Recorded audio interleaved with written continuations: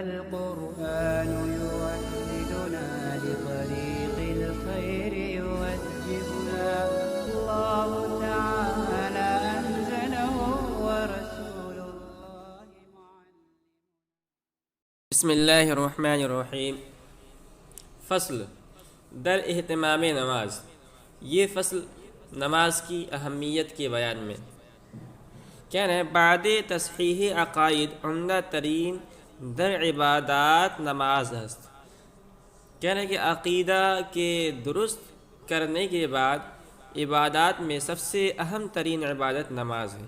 تو اب تو عقائد کا بیان تھا. عقائد یہ سب سے اہم چیز ہے، اس لیے کہ اگر آدمی کے عقائد درست نہیں ہوں گے تو آدمی مومن نہیں ہوگا. جب مومن نہیں ہوگا تو کوئی عبادت معتبر نہیں ہوگی. تو سب سے پہلے اپنے عقائد کو درست کرنا چاہیے، اور ان عقائد کو صاحب کتاب نے مختصراً یہاں بیان کر دیا ہے. تو صاحب کتاب کہتے ہیں امید ہے کہ اس سے آپ کے عقائد درست ہو گئے ہوں گے. اب چونکہ عبادات میں سب سے اہم ترین عبادت نماز ہے، اس لیے ہم نماز کی اہمیت کو احادیث کی روشنی میں بیان کریں گے. سب سے پہلے مسلم شریف کی حدیث ہے.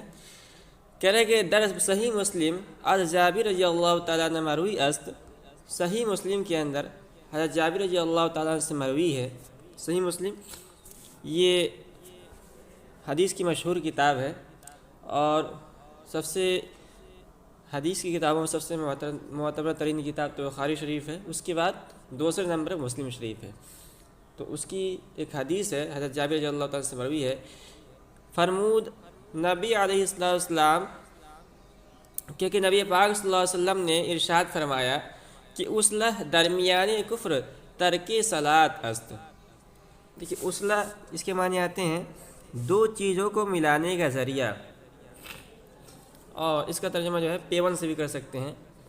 تو پیون کیا ہوتا ہے؟ دو بیچ میں جو ہے کچھ سوراخ ہو تو پیون اس پر لگا دیا جاتا ہے تو دو چیزیں مل جاتی ہے.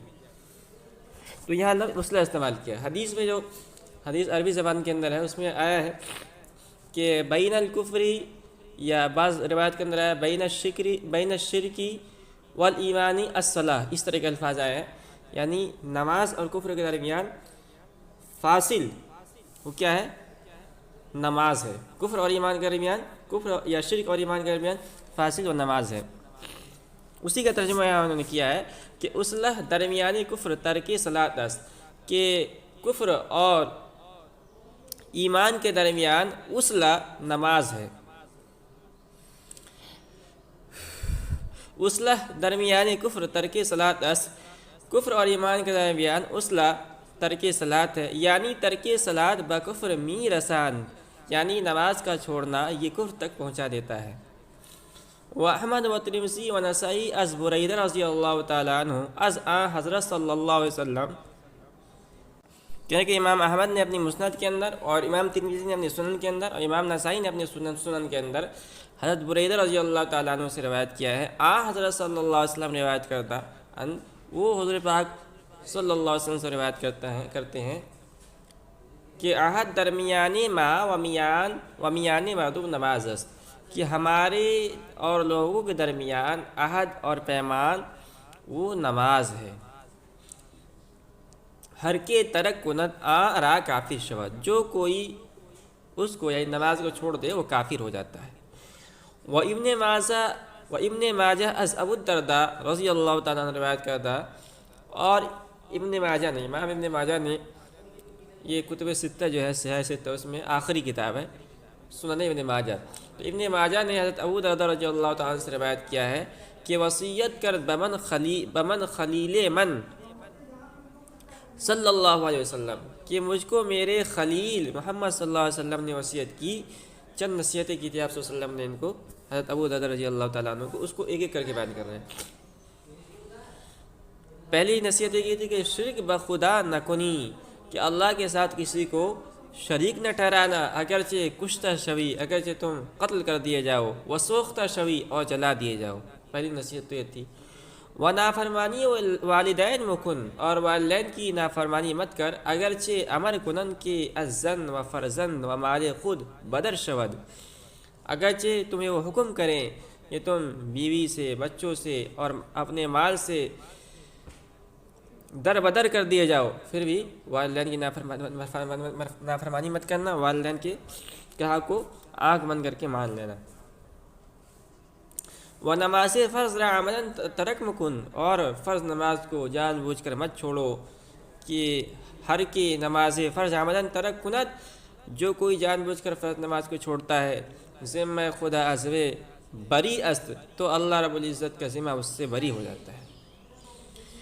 و احمد و دارمی و بیہقی از عمرو بن عاص رضی اللہ تعالیٰ عنہ ازاں سرور علیہ الصلاۃ والسلام روایت کردہ ان، اور امام احمد نے اپنی سنن کے اندر، امام دارمی نے جو اپنے سنن کے اندر، اور امام بیہقی نے اپنے سنن کے اندر حضرت عمرو بن عاص رضی اللہ تعالیٰ عنہ سے، اور انہوں نے حضور پاک صلی اللہ علیہ وسلم سے روایت کیا ہے کہ ہر کی بر نماز فرض محافظت کند، جو کوئی فرض نماز کی حفاظت کرتا ہے، پورا نور و حجت و نجات باشد، تو فرض نماز اس کے لیے روشنی ہوتی ہے، دلیل ہوتی ہے اور نجات کا ذریعہ ہوتی ہے روز قیامت کے دن۔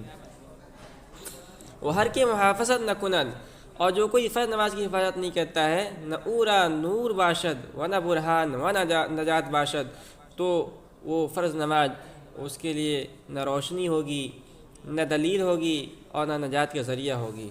اور یہی نہیں بلکہ اگر کوئی آدمی فرض نماز کی پابندی نہیں کرتا ہے تو اس کا حشر کن لوگوں کے ساتھ ہوگا؟ اوبا فرعون و حامان و قارون و ابی بن خلف، اور اس کا حشر یعنی قیامت کے دن کن لوگوں کے ساتھ اٹھایا جائے گا؟ فرعون کے ساتھ اٹھایا جائے گا، حامان کے ساتھ اٹھایا جائے گا، اور قارون کے ساتھ اٹھایا جائے گا، اور ابی بن خلف کے ساتھ اٹھایا جائے گا۔ فرعون کو اور حامان کو، تو قارون کو تو آپ جانتے ہی ہیں، یہ بڑے بڑے جو ہے کافر ہیں۔ فرعون نے تو الوہیت کا دعویٰ کیا تھا، قارون نے بھی جو ہے تکبر کیا تھا اور زمین کے اندر دھسا دیا گیا تھا، اور حامان بھی یہ ایک بہت بڑا کافر تھا، اور ابی بن خلف جو ہے یہ رئیس المنافقین تھا، حضور پاک صلی اللہ علیہ وسلم کے زمانے سے اس کا تعلق ہے، اور یہ منافقین کا سردار تھا۔ تو جو تارک نماز ہوگا اس کا حشر ان لوگوں کے ساتھ ہوگا۔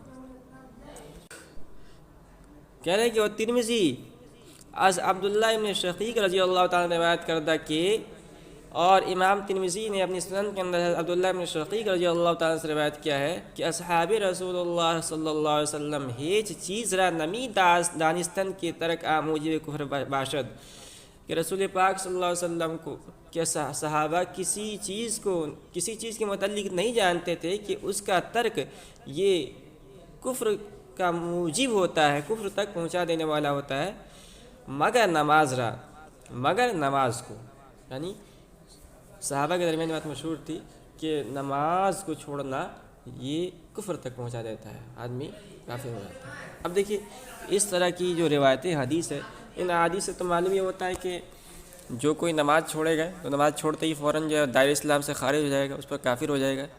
تو کیا ہم یہ کہہ سکتے ہیں کہ مثال کے طور پر کسی نے ظہر کی نماز چھوڑ دی وہ کافر ہو گیا، ایسا کہہ سکتے ہیں؟ تو کہتے ہیں کہ اس میں جو ہے ائمہ کا اختلاف ہے۔ تمام جو آثار کو جب ملایا جاتا ہے تو آثار کو ملا کر اور احادیث کے اندر غور و فکر کر کے اجتہاد کر کے مختلف مجتہدین نے مختلف رائے دی ہے۔ حضرت امام احمد بن حنبل رحمۃ اللہ علیہ کہتے ہیں کہ اگر کوئی آدمی ایک نماز بھی جان بوجھ کر جو ہے چھوڑ دے تو اسلام سے خارج ہو جائے گا، کافر ہو جائے گا۔ ہاں جب وہ اس نماز کو لوٹا دے گا تو پھر اسلام کے اندر لوٹ آئے گا۔ کہتے ہیں کہ بنا بنی احادیث، ان احادیث کی بنیاد پر احمد بن حنبل تارک یک نماز را عبداً کافر می داند، حضرت امام احمد بن حنبل رحمۃ اللہ علیہ ایک نماز کو جان بوجھ کر چھوڑنے والے کو کافر جانتے ہیں، کافر کہتے ہیں۔ یہ حنابلہ کے یہاں قول ہے یہی۔ و شافی برو حکم بقتل می کنن نہ بکفر، اور امام شافی رحمۃ اللہ علیہ اس پر قتل کا حکم صادر کرتے ہیں نہ کہ کفر کا، یعنی امام شافی رحمۃ اللہ علیہ کہتے ہیں کہ وہ کافر تو نہیں ہوگا، مگر جو جان بوجھ کر فرض نماز ترک کرتا ہے تو امیر المومنین جو ہے اور قاضی جو ہے اس کے قتل کا حکم صادر قتل کر دیا جائے گا۔ ونزد امام اعظم اور حفظ دائمی واجب است تاکہ توبہ کند، اور حضرت امام اعظم ابو حنیفہ رحمۃ اللہ علیہ نزدیک اس پر حفظ دائمی واجب ہے یہاں تک کہ وہ توبہ کر لے۔ یعنی امام اعظم ابو حنیفہ رحمۃ اللہ کہتے ہیں کہ جو ہے آثار کے اندر غور کیا جائے تو معلوم ہوتا ہے کہ جو ہے تارک نماز کافر نہیں ہوگا، وہ مومن رہے گا بدستور۔ اس لیے کہ اہل سنت والجماعت کا عقیدہ یہ ہے کہ گناہ کبیرہ کا ارتکاب کرنے والا ہی کافر نہیں ہوتا ہے، اور ترک نماز بھی ایک گناہ کبیرہ ہے۔ ہاں وہ یہ کہتے ہیں کہ اس کو جو ہے جو نماز جان بوجھ کے چھوڑتا ہے اس کو جو ہے قید خانے کے اندر قید کر دیا جائے گا، تاکہ یہاں تک کہ توبہ کر لے، اور توبہ کر دے تو پھر چھوڑ دیا جائے گا۔ واللہ عالم، اور اللہ تعالیٰ بہتر جانتا ہے۔ یہاں یہ بات مکمل ہو گئی۔ آگے ساری کتاب کہتے ہیں پس باید دانست کے نماز را شرائط و ارکان است، کہہ رہے کہ پھر جاننا چاہیے کہ نماز کے شرائط اور ارکان ہیں۔ ہم نے آگے کے اسباق کے اندر آپ کو بتایا تھا کہ شرائط اور ارکان ان دونوں کا تعلق نماز سے ہے، بس فرق یہ ہے کہ شرط شے سے مقدم ہوتا ہے، اور جو رکن ہوتا ہے وہ داخل شے ہوتا ہے۔ تو دونوں نماز کے لیے ضروری ہے، شرائط بھی ارکان بھی، بس شرائط کا تعلق خارجی نماز سے اور ارکان کا تعلق داخل نماز سے۔ تو نماز کے شرائط اور ارکان ہیں، چنانچہ ذکر کردہ شواہد جیسا کہ ذکر کیے گئے ہیں انشاءاللہ تعالی۔ الشرائط نماز طہارت بدن است، کرے کہ نماز کے شرائط میں سے ایک اہم ترین شرط بدن کا پاک ہونا ہے، از نجاست حقیقی و نجاست حکمی، نجاست حقیقی اور نجاست حکمی سے۔ اسی طرح نماز کے شرائط میں سے ایک شرط ہے وہ طہارت پارچہ و طہارت مکان، کپڑے کا پاک ہونا اور جگہ کا پاک ہونا۔ بس اول مسائل طہارت باید آموخت، کر کے لہٰذا اس سے معلوم یہ ہوتا ہے کہ سب سے پہلے جو ہے پاکی کے مسائل کو ذکر کرنا چاہیے، اس لیے کہ اگر آدمی ان شرائط کا لحاظ نہیں کرے گا تو نماز آدمی پڑھ بھی لے پھر بھی نماز نہیں ہوگا۔ آدمی کا کپڑا پاک نہیں ہے، جگہ پاک نہیں ہے، آدمی کا بدن طہارت نجاست حقیقیہ اور حکمیہ سے پاک نہیں ہے، اور جو ہے نماز پڑھ لے تو نماز کا وجود ہوگا ہی نہیں، نماز ہوگی ہی نہیں، اسے ثواب بھی نہیں ملے گا۔ اسی لیے سب سے پہلے صاحب کتاب نے کتاب الطہارت کو بیان کیا تھا۔ حالانکہ حق تو یہ تھا کہ چونکہ عبادت کے اندر سب سے اہم ترین عبادت نماز ہے تو پہلے نماز کے مسائل کو ذکر کیا جاتا، مگر صاحب کتاب نے ایسا نہیں کیا، اس لیے کہ طہارت شرائط صلاۃ میں سے اور شرط شے سے مقدم ہوتا ہے۔